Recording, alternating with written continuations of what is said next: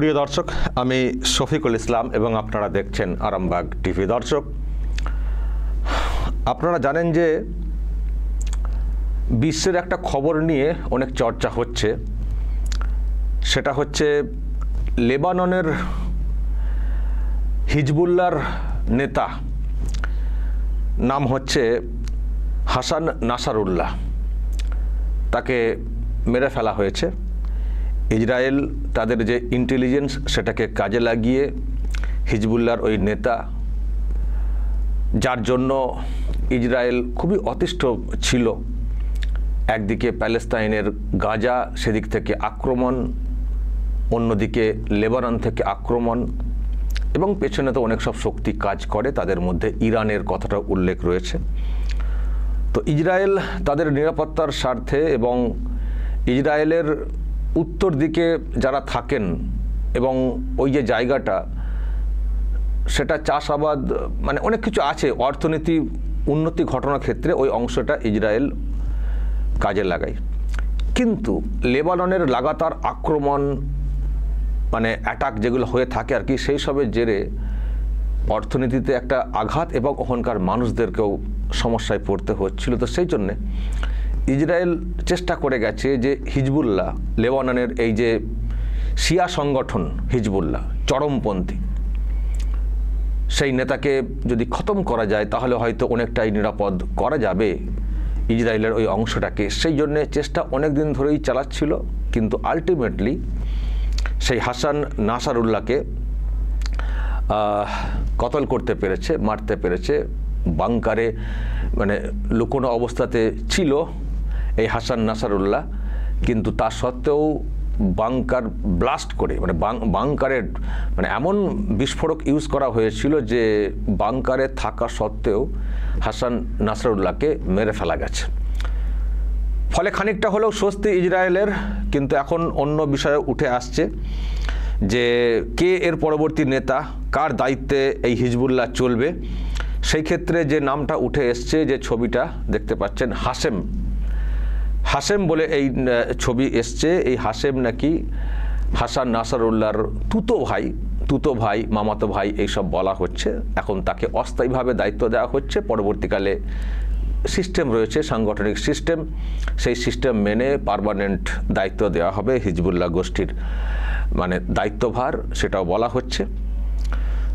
এখন এইসব নিয়ে বিশ্বে প্রচুর চর্চা হচ্ছে এবং পরবর্তী কি হবে সেটা নিয়েও একটা আশঙ্কা, উৎকণ্ঠা আছে যে এই যে হিজবুল্লাহর এই নেতাকে মেরে ফেলা হলো, একেবারে মাস্টার মাইন্ড, অনেক দিন ধরে আন্ডারগ্রাউন্ডে থেকে পুরো বিষয়টাকে কন্ট্রোল করতো, তাকে মেরে ফেলা হয়েছে। তার আফটার ইফেক্ট কি হবে? ইসরায়েল কি এবার ওই উত্তর অংশটাকে নিরাপদে ব্যবহার করতে পারবে? যাদেরকে ওখান থেকে সরিয়ে আনা হয়েছে তারা কি ওখানে ফিরতে পারবেন, বা আরও অনেককে সরিয়ে আনার প্রয়োজন হয়ে পড়েছিল, সেটা কি সম্ভব? বা এরপর কি একটা শান্তি ব্যাপারটা আসবে নাকি অশান্তি আরও বাড়বে? এই নিয়ে অনেক কৌতূহল, অনেক প্রশ্ন রয়েছে। তবে আমি একটু কথা বলে জানবো ওখানকার বিষয় সম্পর্কে, ইন্টারনাল পলিটিক্স কি, কেন এসব হয়েছে, কে হিজবুল্লাহ, কি ব্যাপার, কি রোল, কেন ইসরায়েল এতটা উদ্গ্রীব ছিল তাকে মেরে ফেলার জন্য, আবার যে নতুন দায়িত্ব পাচ্ছে তারই বা কী রোল হতে পারে। আমি এই নিয়ে একটু জানবো। আমাদের বাঙালি, আমাদের হুগলি জেলার হিন্দ মোটরের একটি ছেলে কর্মসূত্রে ওখানে আছেন, এর আগেও তাকে দেখেছেন, খুব সুন্দর ওখানকার মানে বিষয়গুলো জানেন, বোঝেন এবং ভালো বোঝাতেও পারেন। তাকে এই মুহূর্তে অনলাইনে নিচ্ছি। দীপন চৌধুরী এই মুহূর্তে আমার সঙ্গে অনলাইনে রয়েছেন। তেল আভিভ শহর থেকে ইসরায়েলের আমার সঙ্গে রয়েছেন দীপন। অনেক দিন পর আবারও মানে আপনার সঙ্গে আমার সাক্ষাৎ হচ্ছে অনলাইনে। কেমন আছেন বলুন আগে? হ্যাঁ, ভালোই আছি শফিকুল দা। প্রথমে নমস্কার এবং সমস্ত দর্শক বন্ধুদেরও নমস্কার। এমনি ঠিক আছে, আমাদের শহরে খুব একটা ঝামেলা মানে অন্যান্য সীমান্তবর্তী অঞ্চলের তুলনায় অনেকটাই কম। এমনি শুরুর দিকে যখন আমরা গত বছর কথা বলেছিলাম সেই তুলনায় এখন সিচুয়েশন এখানে অনেকটাই ঠান্ডা। কালে ভদ্রে দু একটা রকেটের সাইরেন আসে, কিন্তু ইন জেনারেল তেল আভিভ শহর বা মোটামুটিভাবে সীমান্তবর্তী এরিয়াগুলো ছাড়া গোটা দেশেই আর কি বাদবাকি সেরকম কোনো খুব একটা অসুবিধে নেই। তো এমনি ঠিকঠাকই আছি, ভালোই আছি। আচ্ছা, এবার আমাকে বলুন, আপনি তো তেল আভিভ শহরে আছেন, এখান থেকে যে অংশে গন্ডগোল মানে উত্তর অংশে ইসরায়েলের, লেবাননের দিকে, তো ওই দিকের পরিস্থিতি কেমন এখন? না, ওইদিকে পরিস্থিতি অবশ্যই এখন বেশ উত্তপ্ত। মানে এদের উত্তরের সব থেকে বড় শহর এবং পুরো দেশেই অন্যতম শহর, যেটা হচ্ছে হাইফা, এটা অন্যতম বন্দরও বটে। তো সেইখানে গত এক সপ্তাহ 10 দিন ধরেই হিজবুল্লাহ টার্গেট করছে রকেট দিয়ে। এর আগে হাইফা অব্দি করেনি, মানে একদম তারা যেটা করতো একদম সীমান্তবর্তী অঞ্চলটা করতো, কিন্তু হাইফাটা উত্তরেই কিন্তু সীমান্ত থেকে একটু দূরে। তো এবং হাইফা খুব গুরুত্বপূর্ণ একটা শহর। তো এদিকে হাইফা আর আরেকটা অংশ আছে জেজরিল ভ্যালি বলে, ওই হাইফার একটু পূর্ব দিকে। এই অঞ্চলটা মানে বারবার হিজবুল্লাহ টার্গেট করছে, আর ওই পুরো অঞ্চলটাকে গ্যালিলি বলে, আপার গ্যালিলি লোয়ার গ্যালিলি, ওইদিকে আবার চলে গেলে সেটা সিরিয়া চলে আসবে। এই পুরো অঞ্চলটাই মানে অক্টোবর 7, 2023 হামাসের হামলা হয় এখানে, আর অক্টোবর 8, 2023 থেকে হিজবুল্লাহ রকেট হামলা শুরু করে। কিন্তু যেটা হতো আর কি, যে হিজবুল্লাহ এবং ইসরায়েল এতদিন অবধি, মানে আমি বলছি বিগত ধরুন 1.5 মাস 2 মাস অবধি একটা অলিখিত সমঝোতা ছিল যে খুব বেশি বাড়াবাড়ি করব না, যাতে টোটালি দুপক্ষকেই যুদ্ধে যেতে হয়। মানে হিজবুল্লাহ কিন্তু ধরে নিন একটা দেশের আর্মি যেরকম হয় সেরকমই, ও কিন্তু শুধুমাত্র একটা সংগঠন নয়। মানে এত প্রায় 30-32 বছর ধরে ইরান তাকে সমস্ত অস্ত্র, অত্যাধুনিক মিসাইল, ঠিক আছে, রকেট, সবকিছু হিজবুল্লাহর ভান্ডারে মজুদ আছে। তো হিজবুল্লাহ যদি চায়, তেল আবিব শহর কেন, মানে একদম দক্ষিণের এলাত শহর অবধি তারা কিন্তু রকেটে অ্যাটাক করতে পারে। এবং তার মধ্যে যেমন এমনি সাধারণ কিছু রকেটও আছে, আবার প্রিসিশন গাইডেড রকেটও আছে, মানে একদম অত্যাধুনিক রকেটও আছে। তো সেই ক্ষেত্রে ইসরায়েলেরও মানে দীর্ঘদিন ধরে ইসরায়েলের লোকদেরও একটা টেনশন ছিল যে বিশেষ করে যদি হিজবুল্লাহ ইসরায়েলের বিদ্যুৎ বা এই ধরনের ইনফ্রাস্ট্রাকচার গুলোকে টার্গেট করে। তো সেটা কিন্তু এখনো পর্যন্ত হয়নি, এত কিছুর পরেও হয়নি। ওই টুকটাক রকেট মিসাইল হতো, কিন্তু তার ফলে যেটা হচ্ছে সীমান্তবর্তী অঞ্চলে যারা থাকে তারা আজকে সেখানে নেই। এবার কিছু রকেট হয়তো ইম্প্যাক্ট করছে, হামলা মানে হামলে পড়ছে, বাড়িতে আগুন ধরছে, বা প্রচুর ওইসব অঞ্চলে অনেক জঙ্গল আছে সেখানে যেরকম আমাদের দাবানল টাইপের হয় এরকম হচ্ছে, কিন্তু এরকম হয়নি এতদিন অবধি। কিন্তু এই 60-70 হাজার মানুষ তারা সম্পূর্ণ সেই অঞ্চল থেকে তারা কিন্তু ডিসপ্লেসড। এবং যেটা আপনিও বললেন যে এই উত্তর অঞ্চলে প্রচুর চাষবাসের জমি আছে, ডেয়ারি শিল্প, মাংস, এই সব কিছু আছে। এবং টুরিস্ট স্পট হিসেবেও এই উত্তরাঞ্চলটা খুব গুরুত্বপূর্ণ, কারণ যীশু খ্রিস্টের জীবনের অনেকটা অংশ উত্তরের এই গ্যালিলি অঞ্চল এইটাতে জড়িয়ে আছে। তার ফলে গোটা বিশ্বেই খ্রিস্টান ধর্মাবলম্বী মানুষ এই গ্যালিলি কিনারেতে এই অঞ্চলটা খুব গুরুত্বপূর্ণ। তো মোটামুটি এই উত্তর অঞ্চলটায় যদি ঝামেলা হয় ইসরায়েলের জন্য অর্থনৈতিকভাবে সেটা খুবই কঠিন এবং দুর্ভাগ্যজনক পরিস্থিতি। তো জুলাই মাসের 27 তারিখ সম্ভবত একটা ঘটনা ঘটে, এক শহর আছে মাজদা শামস বলে, সেখানে এদের একটা কমিউনিটি আছে, ড্রুজ কমিউনিটি বলে, মানে সেটা বলতে পারেন ইসলামেরই একটা অঙ্গ, ওদের ধর্মটা বাট পুরোপুরি ইসলাম নয়, কিন্তু তাদের নাম বা অনেক আচার আচরণ ইসলাম ধর্মের মতোই এই ড্রুজ কমিউনিটি। তো এরা মোটামুটি সিরিয়া, লেবানন, ইসরায়েল এই বর্ডার অঞ্চলগুলো থাকে। তো হিজবুল্লাহর একটা রকেট একটা ফুটবল মাঠে এসে পড়ে, যার ফলে 12 জন একদম বাচ্চা, মানে এই 10, 12, 13, 14 বছরের ওই ড্রুজ কমিউনিটি, ইসরায়েলি নাগরিক, তারা একদম মারা যায়। তারপরে ইসরায়েল মানে এই যে এতদিন যেটা গাজায় মেন যুদ্ধের ফোকাস, তারপর ইসরায়েল এইখানে উত্তর দিকে অর্থাৎ লেবাননে তার ফোকাসটা শিফট করে। এর যে রেসপন্সে 30শে জুলাই ফুয়াদ শুকর বলে একজন, যে হচ্ছে ওদের চিফ অফ স্টাফ ছিল হিজবুল্লাহ, চিফ অফ স্টাফ মানে ধরে নিন আর্মি চিফ। তো এতদিন ইসরায়েল যেটা করতো, পাল্টা যা হামলা করতো, মোটামুটি দক্ষিণ লেবাননের মধ্যে নিজেদেরকে সীমাবদ্ধ রাখতো, খুব বেশি লেবাননের ভেতরে যায়নি, মানে বিমান হামলাটাও। কিন্তু এই প্রথম এই ফুয়াদ শুকরকে মারা হয় একদম বেইরুট, লেবাননের রাজধানী। আর তারপর এরকম টুকটাক চলছিল, ওদিক থেকে মিসাইল এদিক থেকে মিসাইল দিয়ে। যেটা 2 সপ্তাহ আগে হলো, যেটা সবাই দেখেছে এবং বেশ আলোড়ন সৃষ্টি করে, যে হিজবুল্লাহর প্রায় 2000-3000 যারা অপারেটিভ তাদের পেজার বিস্ফোরণ ঘটে আচমকাই, এবং তার ফলে এদের অনেকেই মানে পুরো সম্পূর্ণ চোখ নষ্ট হয়ে গেছে, বা যাদের ধরুন কোমরে ছিল তাদের পুরো মানে কোমরের নিচ থেকে পা ফা সব চলে গেছে। তো এইটা একটা হিজবুল্লাহর কাছে একটা খুব বড় শক ছিল, কারণ এটা গিয়েছিল যে ভিতরে ইসরায়েলের মোসাদ বা অন্যান্য যারা গুপ্তচর সংস্থা তারা ঠিক কতটা পেনিট্রেট করতে পেরেছে। এবং ঠিক একইভাবে এই শকটা থেকে বেরোতে না বেরোতেই ইসরায়েল এবার বেইরুট শহরে একটা জায়গা আছে দাহিয়ে বলে, এই দাহিয়ে হচ্ছে বলা যায় হিজবুল্লাহ নার্ভ সেন্টার, মানে একদম শুরুর সময় থেকে এই দাহিতে ইসরায়েল একের পর এক হামলা করতে থাকে টার্গেটেড বিল্ডিং এ। তো তার ফলে এখন এই মুহূর্তে হিজবুল্লাহর যে টপ কমান্ড ছিল এতদিন, তাদের অধিকাংশই পুরোপুরি নিশ্চিহ্ন।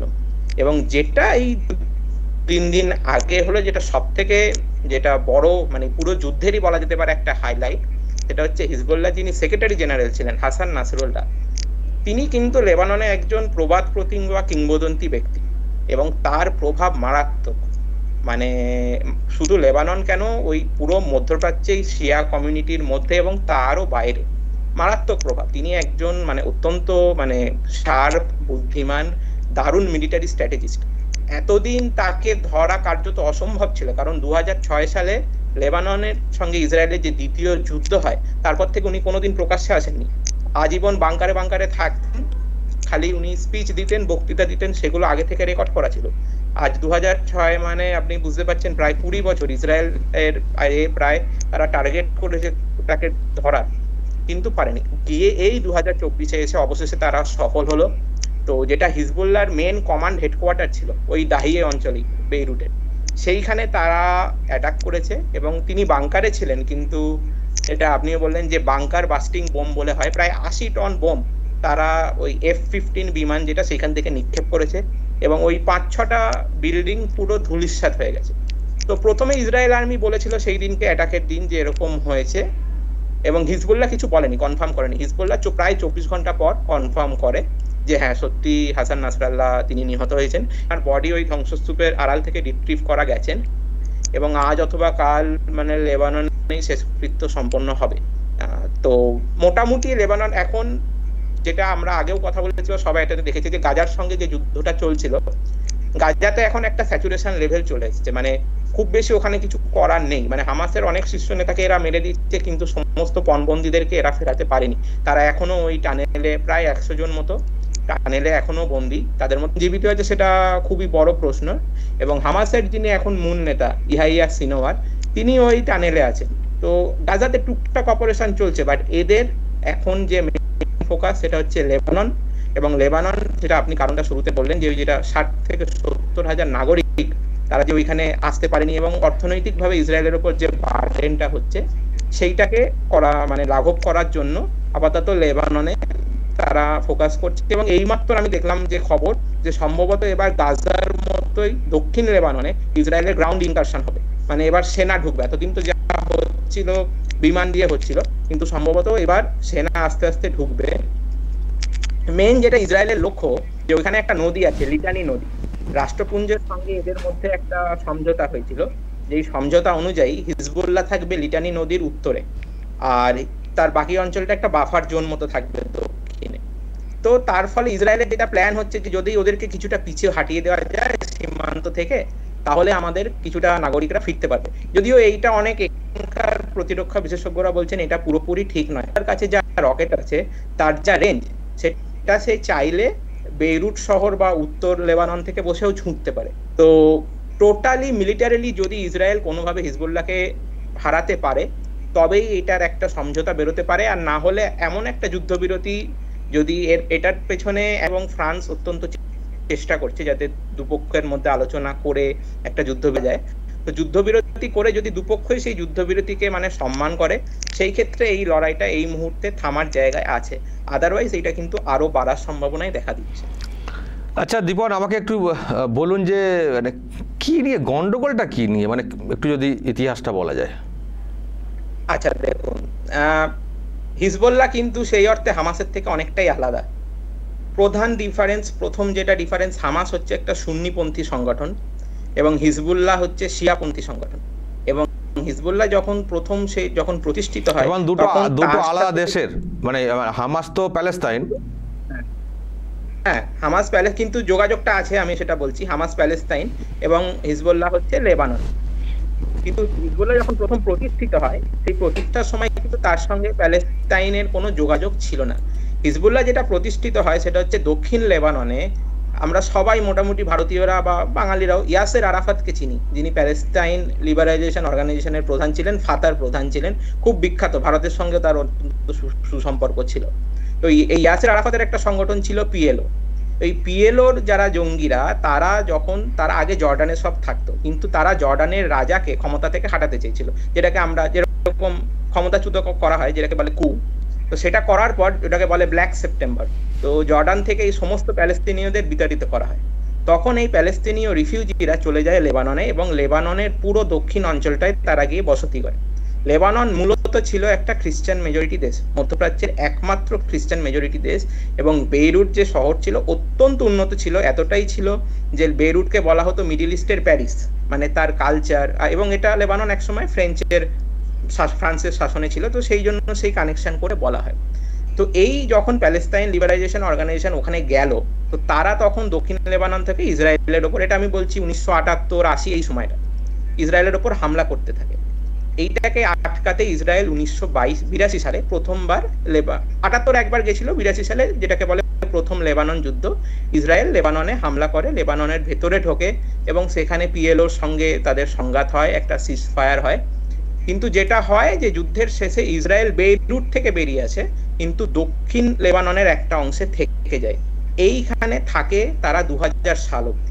এই যে 18 বছর লেবাননের একটা অংশ ইসরায়েল যে দখল করে রেখেছিল, মূলত এইটার বিরুদ্ধেই হিজবুল্লাহর জন্ম, যে ইসরায়েলকে লেবাননের মাটি থেকে খেদিয়ে দিতে হবে, সেই জন্য এটা। তো এই দিয়ে তাদের মধ্যে একটা সংঘাত শুরু হয়। এরপর 2000 সালে ইসরায়েল যখন বেরিয়ে আসে, 2006 সালে আবার দ্বিতীয়বার একটা যুদ্ধ হয় লেবানন আর ইসরায়েলের। লেবানন বলতে কিন্তু এটা মূলত হিজবুল্লাহ, সরাসরি যে লেবানিজ আর্মি যুক্ত তা কিন্তু নয় হিজবুল্লাহর সঙ্গে, কারণ হিজবুল্লাহ দুজন ইসরায়েলি সৈন্যকে কিডন্যাপ করে নিয়ে গেছিল, এবং নিয়ে যাওয়ার পর তাদের বিনিময়ে কিছু লেবানিজ যারা প্রিজনার ইসরায়েলের জেলে ছিল তাদেরকে ছাড়াতে চাইছিল। ইসরায়েল তার পাল্টায় আর কি সেখানে হামলা করে ফেলে। সেই যুদ্ধে ইসরায়েল সেরকম সুবিধা করতে পারেনি, হ্যাঁ ক্ষয়ক্ষতি হয়েছিল, কিন্তু ইসরায়েলের আর্মির যে শক্তি, যে ক্ষমতা, যেটা দুনিয়া দেখেছিল, সেই তুলনায় হিজবুল্লাহ তাদের বিশাল বেগ দিয়েছিল। এবং ঠিক এই যুদ্ধের পর থেকেই নাসরাল্লাহ এবং পুরো হিজবুল্লাহ সংগঠন লেবাননের মানুষের মধ্যে মানে ভীষণ পপুলার হয়ে যায়, কারণ একটা মুভমেন্ট তারা ইসরায়েলকে বার করে দিয়েছে ওইখান থেকে লেবাননে, তো এটা তাদের কাছে একটা বিশাল ছিল। এরপর যেটা এই হিজবুল্লাহ ক্রমশ করতে থাকে, তারা পলিটিক্যালি কন্ট্রোল করার চেষ্টা করে। নাসরাল্লাহ নিজে আসেননি, কিন্তু কিছু কিছু মেম্বারকে মন্ত্রিসভায় পাঠান, হ্যাঁ, এবং মূলত দক্ষিণ লেবাননটা তো পুরোপুরি হিজবুল্লাহ কন্ট্রোলই করতো, অর্থনৈতিক থেকে শুরু করে সিভিল সমস্ত কিছু। তো এইটা নিয়ে তো দীর্ঘদিন অবধি প্যালেস্তাইন এর সঙ্গে কোনোভাবে জড়িত ছিল না। কিন্তু এইবার যেটা হয়, যেটা বললাম, হিজবুল্লাহ হচ্ছে একটা শিয়া সংগঠন, আর শিয়াদের সব থেকে বড় মানে দেশ কি ইরান। এই হিজবুল্লাহর যারা অধিকাংশ নেতা, তাদের পড়াশোনা বলুন, ধর্মীয় শিক্ষা বলুন, সব ইরানে। 1979 সালে যখন ইরান রেভলিউশন হয়, তারপর থেকেই আর কি এই শিয়াদের মধ্যে ইরাক, সিরিয়া, লেবানন একটা আলাদা উন্মাদনা তৈরি হয়, যে ঠিক আছে এবার আমাদের একটা শাসন প্রতিষ্ঠা করতে হবে। এইটার আগে পর্যন্ত শিয়ারা মধ্যপ্রাচ্যে, বিশেষ করে লেবাননে একদম মানে খুব দুর্বল ছিল, তাদের দেখা কেউ ছিল না, তাদের জন্য কোনো সংগঠন ছিল না। সেইটা হিজবুল্লাহ একটা বিশাল তাদের একটা ফেস হয়ে ওঠে। এবার ইরানের যেটা মেন টার্গেট হচ্ছে ইসরায়েলকে বিভিন্ন দিক দিয়ে ঘিরে রাখা, এবং ইরানের অনেক দিন ধরে ইরানের লক্ষ্য হচ্ছে পরমাণু বোমা বানানো, এটা নিয়ে বিভিন্ন তারা টার্গেট করেছে। তো এতদিন এরা হিজবুল্লাহকে মেন যেটা হিসেবে ব্যবহার করছিল, যে ইসরায়েল যদি কোনোদিন ইরানে গিয়ে তার পরমাণু রিঅ্যাক্টরগুলোকে ধ্বংস করতে চায়, তাহলে সেই ক্ষেত্রে হিজবুল্লাহকে দিয়ে ফায়ার করানো ইসরায়েলের উপর, মানে ইসরায়েলকে একটা, যেটা ইংরেজিতে কথাটা বলে ডেটারেন্স, মানে প্রতিরোধ করার মতো। তো ইরান প্রচুর টাকা পয়সা দিয়ে এবং মিসাইল দিয়ে, সমস্ত অত্যাধুনিক অস্ত্র দিয়ে হিজবুল্লাহকে সাপ্লাই করে গেছে এতদিন। এমনকি যে এই যে আপনার যে অ্যাটাকটা হলো নাসরাল্লাহর সঙ্গে, সেই সময় বাংকারে ইরানের একজন জেনারেল ছিলেন, তিনিও মারা গেছেন। তো মানে এদের মধ্যে একদম কোলাবোরেশনটা খুব ক্লোজ। তো ইরান এখন যেহেতু বিশেষ করে অক্টোবর 7-এর পর থেকে ইরান যেহেতু এখন প্যালেস্তাইনটা মেন ইস্যু, ঠিক সেই কারণে এইবারে অন্তত হিজবুল্লাহ এতে জড়িয়ে যায়। এবং নাসরাল্লাহ ওপেনলি বলেছিলেন যে আমাদের লক্ষ্যটা হচ্ছে যে ইসরায়েলকে বিভিন্ন ফ্রন্টে চাপে রাখা, যার ফলে তারা আর্মির পুরো কনস্ট্রেন্টটা গাজাতে কনসেন্ট্রেট না করতে পারে। তো সেই জন্যই মানে আর কি অক্টোবর 8 থেকে তারা ওই রকম চালিয়ে যাচ্ছিল। কিন্তু প্রায় আজকে 1 বছর হতে চেয়েছে, 1 বছর যে এই 60-70 হাজার নাগরিক যারা বাইরে আছে, তাদের যে একটা প্রেশার, এদের মানে ভেতরে যে রাজনীতির প্রেশার মারাত্মক, কারণ তাদেরকে ফেরাতে হবে অর্থনৈতিকভাবে, আবার কর্মযোগ্য সেখানে চালু করতে হবে। আর একটা যেটা বলে না, যে কোনো যুদ্ধের একটা ট্রিগার পয়েন্ট থাকে, মানে এটার পর শুরু হবে, সেটা ওই যেটা বললাম যে মাজদাল শামসের যে ঘটনাটা, মানে 10-12টা এই 12টা যে বাচ্চা ছেলে মেয়ে মারা যায়, এই ড্রুজ কমিউনিটি কিন্তু ইসরায়েলে অত্যন্ত শ্রদ্ধার চোখে দেখা হয়, কারণ এরা আর্মিতে সার্ভিং করে ইভেন এরা খুব মিলেমিশে থাকে ইহুদিদের সঙ্গে। তো তাদের যে এই হত্যাটা, এইটা একটা ট্রিগার পয়েন্ট হয়। কিন্তু এটা না হলেও 1 থেকে 2 মাসের মধ্যে এটা হওয়ারই ছিল, কারণ হিজবুল্লাহর সঙ্গে সরাসরি সংঘাতে না গিয়ে এই নাগরিকদের কিন্তু ওখানে ফেরানো সম্ভব না। আমি দীপন, তার মানে একটা জিনিস বুঝছি যে প্যালেস্তাইন, গাজা, ওখানে তো সুন্নি মনে হয় না গাজাতে, কিন্তু ইরান ইসরায়েলকে চাপে রাখার জন্য এরা মানে শিয়া হিজবুল্লাহ যেমন লেবানন তাদেরকে যেমন সাপোর্ট দেয়, ওদিকে গাজাকেও হয়তো সাপোর্ট দেয়, কারণ মানে ইসরায়েলকে চাপে রাখতে হবে। ইসরায়েলকে ইরান ঘিরে রেখেছে, একদিকে তো গাজাতে আছে, দ্বিতীয় হচ্ছে ওয়েস্ট ব্যাংকে জর্ডান দিয়ে অস্ত্র সাপ্লাই করে, ইসরায়েলের উত্তরে আছে আপনার লেবানন, আবার এই দিকে আছে হচ্ছে ইরাককেও শিয়া, একটা বলে শিয়া মিলিশিয়া, এদেরকে দিয়ে। আর রিসেন্ট যেটা এই যুদ্ধে এইবার দেখা যাচ্ছে যে অনেক নিচে, মানে ইসরায়েলের নিচ থেকে যেটা লোহিত সাগর বরাবর ইয়েমেন বলে আর একটা দেশ আছে, সেই ইয়েমেনে আবার একটা গোষ্ঠী আছে হুতি, এই হুতি গোষ্ঠী এরাও শিয়া, এদেরকেও ইরান সমস্ত অস্ত্র, মেন প্লেয়ার এখন এই মুহূর্তে ব্যাক থেকে খেলছে সেটা হচ্ছে ইরান এই গন্ডগোলের পেছনে। হ্যাঁ, এটা সরাসরি এটা ইরান বনাম এদের মানে সংঘাত, ইরানই এটা আছে। এমনকি এই হামাসের যেটা হয়তো অনেকে তখন দেখেছে, এবং যে হামাসের যিনি পলিটিক্যাল মানে যেটা পলিট ব্যুরো টাইপের, তার যিনি প্রধান ছিলেন ইসমাইল হানিয়ে, তিনি ওই তেহরানে গেছিলেন, ইরানে যে ইরানের নতুন রাষ্ট্রপতির শপথ গ্রহণ অনুষ্ঠানে গেছিলেন, ইসরায়েল ওকে ওই গেস্ট হাউসে ওখানে মেরে দেয় ইরানের ভেতর।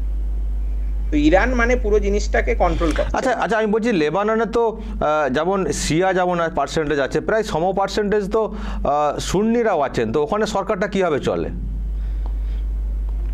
ওখানে অ্যাকচুয়ালি সরকারটা মানে মেইন যেটা ওখানে হ্যাঁ, ওখানে যেটা ধর্মের ভিত্তিতে কিছু পোস্ট রিজার্ভ করা আছে এখনো ওইখানে। মোটামুটি ওভারঅল শিয়া সুন্নি মিলিয়ে এখন প্রায় 60% মতো মুসলিম এবং বাকি 40% খ্রিস্টান, যদিও এক সময় খ্রিস্টান মেজরিটি ছিল। এই 60%-এর মধ্যে রাফলি 30-30 হচ্ছে শিয়া আর সুন্নি। তো সুন্নিদের মধ্যে এখন যিনি বর্তমান প্রধানমন্ত্রী তিনি সুন্নি, আবার যিনি হচ্ছে মানে তিনি শিয়া, আর প্রেসিডেন্ট এটা হচ্ছে খ্রিস্টান। তো এইরকম ভাবে একটা মানে খাতায় কলমে একটা সমপরিমাণ একটা ভাগ হয়। কিন্তু যেহেতু হিজবুল্লাহ একটা অত্যন্ত প্রভাবশালী সংগঠন এবং তার এত পয়সা, এত অস্ত্র, তাই আলটিমেটলি এই সবকিছু চালাতো এবং নিয়ন্ত্রণ করতো কিন্তু হিজবুল্লাহ। মানে এক কথায় যেটা বলে যে ইংরেজিতে বলে পাপেট এবং পুতুল, লেবাননের প্রধানমন্ত্রী সেই অর্থে সেই রকম কোনো নেই, এবং এই পুরো যুদ্ধটাতেই তিনি খালি নীরব দর্শক, তার কিছু করার নেই, মানে পুরো জিনিসটাই কন্ট্রোল করে হিজবুল্লাহ। আর একটা দীপন, আমি শেষের দিকে চলে এসেছি, অনেকগুলো জানতে পারছি, আপনি এত ভালো করে বলতে পারেন দর্শকদেরও বুঝতে সুবিধা হয়। আমি বলছি যে ইসরায়েল আবার এমন একটা জায়গা যেখানে সব ধর্মেরই মানে অনেক ধর্মেরই একটা খুব ফোকাস এরিয়া, খ্রিস্টান বলা হয়, ইহুদি এবং মুসলিমদের একটা মসজিদকে নিয়েও আমি দেখি ওখানে ব্যাপারটা আছে, ওই গল্পটা একটু বলুন তো। হ্যাঁ, অ্যাকচুয়ালি ইসরায়েলকে একটা কথা বলা হয়, সেটা হচ্ছে হোলি ল্যান্ড। হোলি ল্যান্ড মানে অত্যন্ত পবিত্র ভূমি। ইহুদিদের তো এটা একমাত্র দেশ, সেটা তো অবশ্যই। মুসলিমদের ক্ষেত্রে এটা কারো গুরুত্বপূর্ণ, কারণ অন্যতম হচ্ছে জেরুসালেম শহর। এই জেরুসালেমের মধ্যেই একটা মসজিদ আছে আল-আকসা। এই আল-আকসা মসজিদ যে চত্বরে, সেখানে আরেকটা স্ট্রাকচার আছে যেটাকে বলা হয় ডোম অফ রক। এটা বিশ্বাস করা হয় যে এই ডোম অফ রক থেকে হযরত মুহাম্মদ সাহেব তিনি যখন এসেছিলেন, তিনি স্বর্গের উদ্দেশ্যে যখন যাত্রা করেছিলেন, তখন এই ডোম অফ রকের সেন্টার থেকে উনি যাত্রা করেছিলেন। তো সেই জন্য এটা বলা হয় যে মক্কা এবং মদিনার পর তৃতীয় সবচেয়ে পবিত্র স্থল মুসলিমদের জন্য হচ্ছে জেরুজালেমের আল-আকসা মসজিদ। আর এছাড়া খ্রিস্টানদের জন্য তো অবশ্যই এটা গুরুত্বপূর্ণ, কারণ যিশুর জন্ম বেথলেহেমে, যেটা জেরুজালেম থেকে মোটামুটি ধরুন 10 কিলোমিটার। তারপর যিশুর যে বেড়ে ওঠা ছেলেবেলা, এটা পুরোপুরি এই উত্তর ইসরায়েলের নাজারেথ, গ্যালিলি এই সব অঞ্চলে। এছাড়াও জেরুজালেমেই একাধিক চার্চ আছে, চার্চ অফ দ্য হোলি সেক্লাফার বা ভিয়া ডলোরোসা, যে রাস্তা দিয়ে বেসিক্যালি যিশুকে যখন ক্রুশবিদ্ধ করা হয়েছিল সেই তাকে নিয়ে যাওয়া হয়েছিল। তো খ্রিস্টানদের জন্য, গোটা বিশ্বের খ্রিস্টানদের জন্য আর কি, বিশেষ করে ইসরায়েল অত্যন্ত পবিত্র জায়গা। তো এটা বলা হয় এই মুহূর্তে, একটা সময় খ্রিস্টান এবং ইহুদিদের মধ্যে বিশাল লড়াই ছিল। এই মুহূর্তে ইহুদি এবং খ্রিস্টানদের মধ্যে লড়াই নেই, বরং আপনি যদি দেখেন অনেক খ্রিস্টান দেশ তারা কিন্তু ইহুদিদের বন্ধু। যেমন সব থেকে বড় অ্যালায়েন্স তো আমেরিকা, ফ্রান্স বলুন, ব্রিটেন বলুন, এরা পুরোপুরি ইসরায়েলের সঙ্গে আছে। এই মুহূর্তে লড়াইটা কিন্তু একমাত্র ওই মুসলিমদের সঙ্গে, এবং সেটা মূলত এদের যে কোনো, আপনি যদি হামাস, হিজবুল্লাহ, ইরানের যে কোনো এই পুরো বিষয়টা নিয়ে আপনি যদি কোনো পোস্টার দেখেন, কোনো ভিডিও দেখেন, সবসময় পেছনে দেখবেন ওই আল আকসা মসজিদের লোগোটা এরা দিয়ে রাখে। তো এইটা একটা, হ্যাঁ কেউ হয়তো বলবে যে এটা একটা জমির লড়াই, প্যালেস্তাইনের লড়াই, ওয়েস্ট ব্যাংক, গাজা, সেগুলো অবশ্যই, সেটাকে অস্বীকার করছে না, কিন্তু যে মেন আমি যদি বলি ফোকাস, সেটা হচ্ছে আল আকসার কন্ট্রোলটা। এই সংগঠনগুলোর মানে যেটা বিশ্বাস যে জেরুজালেমটা মানে অমুসলিমদের কন্ট্রোলে থাকবে না। বর্তমানে জেরুজালেম তো ইসরায়েল গভর্ন করে, ইসরায়েল শাসন করে, ইসরায়েলের মধ্যে জেরুজালেমকে দুটো ভাগ করা হয়েছে, West Jerusalem, east Jerusalem. East জেরুজালেমে মূলত আরব বা প্যালেস্তিনীয়রা থাকে, আর ওয়েস্ট জেরুজালেমে ইহুদিরা এরকম থাকে। একটু টুকটাক ঝামেলা হয়, কিন্তু অধিকাংশ সময় মিলেমিশেই থাকে, মানে এরকম নয় যে রোজ সেখানে যুদ্ধ হচ্ছে, এরকম কিছু হচ্ছে। এমনকি আল আকসাতেও অমুসলিমদের চট করে ঢুকতে দেয় না, তো মুসলিমরা সেখানে প্রেয়ার করে, সব করে, কিন্তু মাঝে মাঝে যেটা হয়, উগ্রপন্থী ইহুদিরা যারা, তারা ওই সব পুলিশের ব্যারিকেড ভেঙে ওইখানে চলে যায়, কারণ ওই আল আকসাকে ঘিরে রয়েছে এদের টেম্পল মাউন্ট বা ওয়েস্টার্ন ওয়াল, যেটা এদের জন্য সব ইহুদিদের জন্য আর কি সব থেকে পবিত্র স্থল। এইটা আপনি অনেকটা না আমাদের ওই বাবরি মসজিদ, অযোধ্যা রাম মন্দির, অনেকটা এই সেম, মানে এ বলছে এটা আমার, ও বলছে ওইটা আমার। তো এইটা কিন্তু মানে এই জিনিসটা যদি সর্ট আউট হয়ে যায়, তাহলে এই কনফ্লিক্টটা সর্ট আউট হয়ে যাবে, এই কনফ্লিক্টটা থেমে যাবে। কিন্তু এটাই মানে এইটা নিয়েই দ্বন্দ্ব, এবং শুধু আজকে নয়, এটা হাজার হাজার বছর ধরে চলে আসছে। আচ্ছা, ইসরায়েলে মুসলিমও আছে তো? হ্যাঁ, ইসরায়েলে অনেক মুসলিম আছে। তারা কোনো সমস্যায় পড়েন না, বা তার সঙ্গে ওখানে লোকালি ইহুদিদের সঙ্গে কোনো গন্ডগোল হয় না? খুব একদম কিছু যে হয় না তা নয়। 2021 সালে সম্ভবত একটা হয়েছিল ঝামেলা, লদ বলে একটা শহর আছে, সেইখানে আরব মেজরিটি শহর, মানে মুসলিম মেজরিটি শহর, সেখান থেকে বেশ বিদ্রোহ হয়েছিল। বাট ইন জেনারেল, বিশেষ করে এই অক্টোবর 7-এর পর থেকে একেবারেই কিছু হয়নি। এখানের অনেক যারা আরব মুসলিম এরা আছে ইসরায়েলের মধ্যে, তারা আর্মিতে সার্ভ করেন, তারা অনেকে প্রতিষ্ঠিত ব্যবসায়ী। আমি তেল আবিব শহরেই বলতে পারি, একাধিক বড় রেস্টুরেন্ট, বেকারি, এই ধরনের সমস্ত আরব যারা মালিকানা, একদম মুসলিমদের মালিকানা। এবং এই তেল আবিবের, আমাদের যেমন কলকাতা হাওড়া টুইন সিটি, তেল আবিবের ঠিক পাশে জাফা বলে একটা জায়গা আছে, সেটা কিন্তু পুরোপুরি আরব মেজরিটি। সেখানে সবাই আছেন, কোনো অসুবিধা। নর্থের একাধিক জায়গা আছে, সেন্ট্রালের একাধিক জায়গা আছে, জেরুজালেমের আছে, যেটা বললাম ইস্ট জেরুজালেম, এগুলো তো সব জায়গা আছে, এগুলো সব মুসলিম সংখ্যাধিক্য জায়গা। সেরকম আমি কোনোদিন কিছু মানে দেখিনি এবং এ হয়নি, বাট টুকটাক দু একটা লেগে থাকে। বাট ইন জেনারেল আমার মনে হয়েছে এখানকার ইহুদিরাও, দেখুন সব দিকেই দু একজন থাকবে পচা আপেল, এখানকার ইহুদিরা কিন্তু এবং এখানকার মুসলিমরাও, তারা কিন্তু যারা ইসরায়েলের মধ্যে থাকেন, তারা কিন্তু শান্তিতেই বসবাস করেন, শান্তিতেই থাকেন। ওকে, এখন তাহলে যেমন মাঝখানে যে গন্ডগোলটা হয়েছিল, আমাদের দেশের সরকারও উদ্বেগ প্রকাশ করেছিল, বাড়ি নিয়ে চলে আসার জন্য চেষ্টা করেছিল, এখন কি ওই রকম পর্যায়ে কিছু নেই, তাই তো? যে লেবানন নিয়ে যে অশান্তি তৈরি হয়েছে, সেই সময় একটা ওই রকম স্কেলে হামলা, যেটা ইসরায়েলে কেউ কোনোদিন দেখেনি, তো সবারই একটা টেনশন থাকতো। আর সেই সময় যেটা হতো, তেল আবিব শহরেও মোটামুটি দিনে 2বার করে মিসাইলের সাইরেন আসতোই। তো অপারেশন অজয়ের মাধ্যমে যারা যেতে ইচ্ছুক ছিল তাদেরকে ফিরিয়ে যাওয়া হয়। তো সেটা অক্টোবর মাস, তারপরে মোটামুটি ধরুন ডিসেম্বরের মধ্যে তাদের অধিকাংশই আবার তারা ফিরে আসে। এবার কেউ কাজের সূত্রে এখন অন্য জায়গায় চলে যেতে পারে, কিন্তু মানে আমার হিসেব 80-90% তারা এখানেই আছে এবং কাজ করছে। তো এখন সেই রকম কোনো অসুবিধা নেই। ওই রকম টেনশনের ব্যাপার এখনো হয়নি লেবাননের সঙ্গে যেটা চলছে, যে ভারত চলে আসতে হবে বা কিছু? না, আর এখানে একটা সম্প্রতি যেটা ব্যাপার হয়েছে, প্রচুর ভারতীয় মানে কর্মী, মানে শ্রমিক, তারা এসছেন। এর আগে, যুদ্ধের আগে যারা ছিল, তারা হচ্ছে মূলত প্যালেস্তিনীয়রা কাজ করতো, কিন্তু যুদ্ধের পর সেটা বন্ধ। তো মানে এই হরিয়ানা, ইউপি, এইসব রাজ্য থেকে এদেরকে স্পেশাল ইসরায়েল এবং ভারত এমবাসি দুজনে মিলে ট্রেনিং দিয়ে, মূলত এদের যে বিভিন্ন কনস্ট্রাকশন প্রজেক্ট আছে, রাস্তা, বড় বড় বিল্ডিং, এইসবগুলোতে করার জন্য প্রচুর ভারতীয় শ্রমিক এই মুহূর্তে এখানে কাজ করছে। এছাড়া তো পরিচারক পরিচারিকা হিসেবে অনেকেই কাজ করেন, আর ছাত্ররা তো আছেই। তো এখানে প্রচুর ভারতীয় এবং প্রচুর বাঙালিরা থাকে, এখনো অবধি সেরকম কোনো কিছু অসুবিধা নেই। ওকে, পুজো তো সামনে চলে এসছে, পুজোতে বাড়ি ফিরবেন নাকি? না, পুজোতে ফেরা হচ্ছে না, বা বছরের শেষে আসার ইচ্ছে আছে। ওখানে পুজো হয় না, এখানে পুজো হয় না। আরজি করের ঘটনার সম্পর্কে খবর রাখছেন? হ্যাঁ, আরজি করের ঘটনা তো দেখেছি, মানে খুবই মর্মান্তিক। মানে সত্যি কথা বলতে গেলে কিছু বলার থাকে না, মানে স্তব্ধ হয়ে যেতে হয়। আমি মানে এটা আমাদের সবাইকে, আমাদের এখানেও বাঙালি কমিউনিটির মধ্যেও আমাদের বন্ধুদের বা এদের সঙ্গে কথাবার্তা হয়, সবাই অত্যন্ত মর্মাহত এবং খুব খারাপ লাগছে। মানে অন্তত আর যাই হোক, আমরা কলকাতা শহরকে একটা খুব সেফ শহর হিসেবে জানতাম, এবং এই জিনিসটা হয়, ঘটনা এর আগেও ঘটেছে, এরকম হয়নি কিন্তু এই ধরনের একটা আরজি করের মতো একটা এলিট ইনস্টিটিউটে এরকম একজন ডাক্তার, আর মানে মেয়েটি আমার প্রায় আমার সমবয়সী, মানে কয়েক মাসের ছোট হবে। তো মানে আমার যেন মনে হচ্ছে যে মানে আমাদের সবারই মনে হচ্ছে মানে একটা খুব কিছু একটা মানে পাথর চলে গেছে, মানে আমরা অনেক দিন অবধি, এবং বিশেষ করে যখন এই ডেসক্রিপশন গুলো আসছিল যে এই হয়েছে সেই হয়েছে, এটা তো আরো মর্মান্তিক। মানে এগুলো শুনতে হয়, খবর শুনতে হয়, জানতে হয়, মানে কিন্তু মানসিকভাবে এটা খুবই নেগেটিভলি এফেক্ট করে আর কি, এবং খুবই খারাপ লেগেছে। স্বাভাবিক। ভালো থাকবেন দীপান চৌধুরী। অনেক বিষয় জানলাম, অনেক প্রশ্নের উত্তর পেলাম আপনার কাছ থেকে, যেহেতু আপনি ওখানে আছেন, সরাসরি দেখছেন, শুনছেন, ইতিহাসটাও খুব আপনি চর্চা করেন। আর আপনি তো কিসে আছেন যেন প্রফেশন? আমি কেমিস্ট্রিতে পোস্টডক সায়েন্টিস্ট। কেমিস্ট্রি। আমার হুগলির হিন্দ মোটরের ছেলে, কিন্তু কেমিস্ট্রি হলেও হিস্ট্রিটা কিন্তু আপনি খুব ভালো জানেন এবং এত সুন্দর বলতে পারেন। আমরাও সেখান থেকে অনেক তথ্য পেলাম। ভালো থাকবেন, সাবধানে থাকবেন। ওকে। দর্শক শুনলেন দীপান চৌধুরী, ইসরায়েলের তেল আভিভ শহর থেকে উনি অনেক তথ্য দিলেন যে ঘটনা ঘটছে, যেটা নিয়ে আপনাদের মধ্যে অনেক কৌতূহল রয়েছে। হয়তো অনেকটাই কৌতূহল দূর হলো তার এই তথ্য সহ, মানে উনি যে মানে বললেন তাতে। বলবেন দর্শক, যদি এই নিয়ে আপনাদের আরও কিছু বলার থাকে বা যা শুনলেন সেই সম্পর্কে যদি আপনাদের কোনো মন্তব্য থাকে বলবেন কমেন্ট বক্সে। নজর রাখবেন আরামবাগ টিভিতে।